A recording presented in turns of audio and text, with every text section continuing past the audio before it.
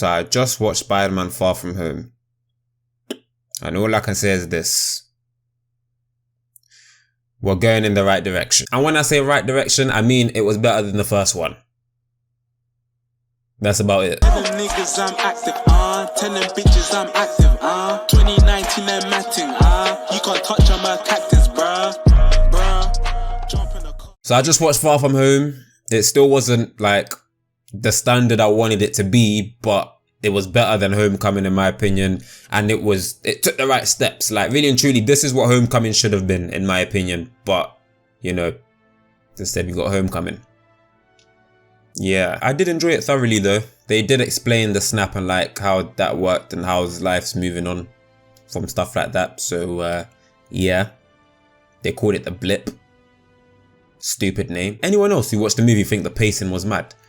Fam, the way this thing just shot off and did not look back, fam, like it was just from here to there to here to, fam, there really was no slowing down. The pace of this thing was just fast throughout. One of the opening scenes, we just start off with Nick Fury meeting Mysterio and I'm like, damn, just like that. We just started off straight like that. Then we transition to PR, doing up whatever in school and I'm just like, okay, just straight into it. Let's get to the action. The pacing didn't annoy me though. I kind of liked it. Like, I don't know, I kind of wanted the movie to get straight to the point. I really didn't want a long thing. Like, I really wanted them to remember it's a Spider-Man movie. I know it's handling, like, the aftermath of what happened in Endgame, but please, it's a Spider-Man movie. Let's get to the Spider-Man in. But enough of the small talk. Let's get to the plot twist.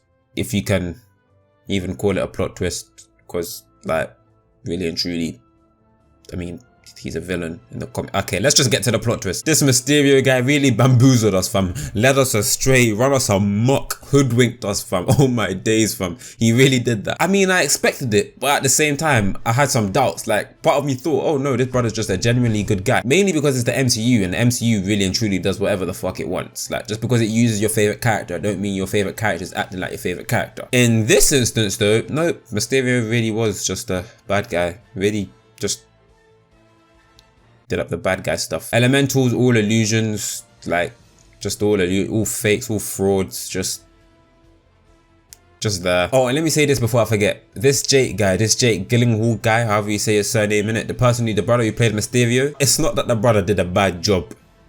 I just don't think it was a role meant for him. Like, you look at the brother's face. The brother's got too nice of a face. And when this Mysterio guy decided, oh, yeah, you thought I was good. No, I'm evil still. When he decided to like do that, and then we see this Mysterio guy just switch up personalities and show his evil side, his true side. I'm just hearing this Jake Gyllenhaal guy talk and I'm just like, fam, I know you're trying, innit? Like, you're really working with what you have here, but bro, like, you're just not an evil guy. Like, you ain't got the credentials to play an evil guy. Like, you're just, you look too nice and you talk too nice, fam. Like, really and truly, fam. Like, there's no other way to put it. Brother didn't feel menacing. Like, really and truly, didn't feel menacing. I guess that's the word, menacing. At least in Homecoming, the Vulture felt menacing. Like, the actor actually gave off the evil vibe. This Jake guy, he didn't give off the evil vibe. He just gave off the Jake vibe, really.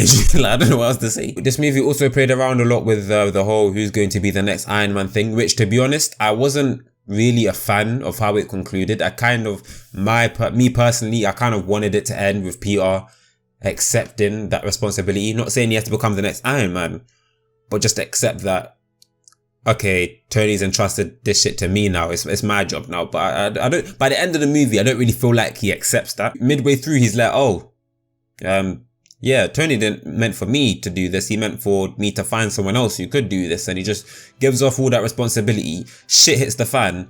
And then at the end, it doesn't really feel like he took all that responsibility back. He just decided, oh, that's mad. Now, the brothers I watched the movie with didn't really like Mysterio as the villain, especially how he was utilized. Like, he was using up all these illusions or whatever. But really and truly, it was just drones. Like, you think about it, the final boss battle in the movie was Spider-Man versus drones. I know he had that little scuffle with Quentin at the end, but we don't.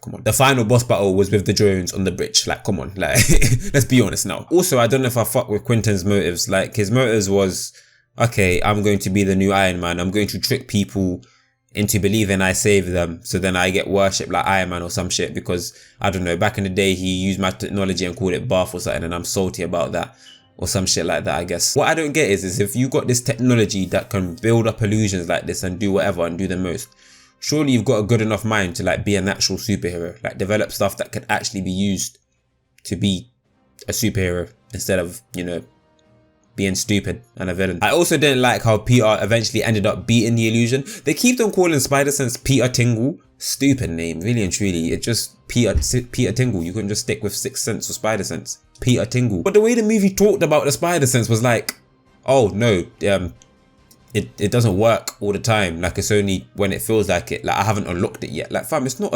Spider-Man PS4. Like, even in Spider-Man PS4, you had Spider-Sense from the beginning. It's not something you unlock. Like, you got that from the get-go. The way the movie portrayed Spider-Sense was like, oh, you know, it happens or works sometimes. And I'm just like, I don't know about all that. Like, it should be working from the get-go, fam. Like, if it's not working, then there's something wrong with the machinery going on. Like, really and truly, the kinks ain't working, but something's going on here. Peter gets to the bridge at the end and then goes up against the illusions for the last time and closes his eyes and just relies on his spider sense. And I'm just like, fam, this should have been something you were capable of doing from the start. It's not some unlock where all of a sudden, oh, let me just close my eyes and my spider sense will... Like, fam, your spider sense should have been kicking in since way back. From the first time you got caught with them illusions, really and truly, but I guess not. Shout out Peter, did his thing with MJ.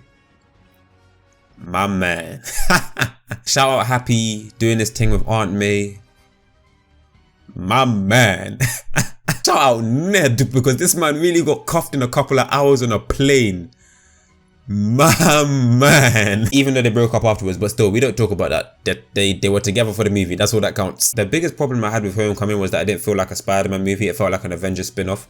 This movie doesn't do that. Even though I know it's coming off Endgame and the snap and it's like sorting out all them issues, it still felt like its own Spider-Man movie. Like I was watching it and I was like, yeah, this is Spider-Man's own thing. He runs things here. On top of that, unlike the first movie, in my opinion anyways, this movie, the stakes were a lot higher.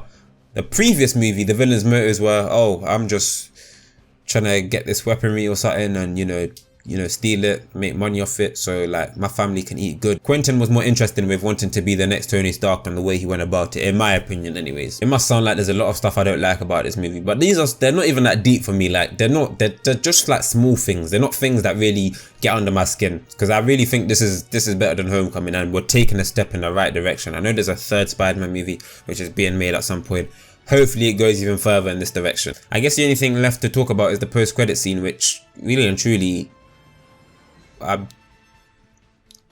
okay. Actually, no, before the post-credit scene, did anyone else get the feeling like when the movie just like first ended, before any post-credit scenes, when it first ended, did anyone feel like it just ended so abruptly? Like, it just ended and I was just like, okay. It ended with what, Peter swinging MJ like past the building, then it just cut and then it started rolling credits and I was just like, oh, that's it. Oh, mad. I was expecting, I don't know what I was expecting, but it just felt like it just ended just like that, fam. Just done. On to the main post-credit scene though. Peter gets exposed for being Peter Parker. Also gets framed for, you know, killing Mysterio or whatever, or, you know, doing bad stuff. You know the usual stuff. So from what I understood, even though the man's dead, he still managed to conjure up an illusion just to make Peter's life more inconvenient for no apparent reason. Considering how much illusions happen throughout the entire movie, I'm struggling to like clarify, is the brother really dead? Like, really and truly, fam? Because I know it showed him like on the floor, his eyes not blinking or whatever, like he's not breathing. So I took it as he's dead. But I remember the little skerfuffle before Mysterio's death. And what exactly killed him?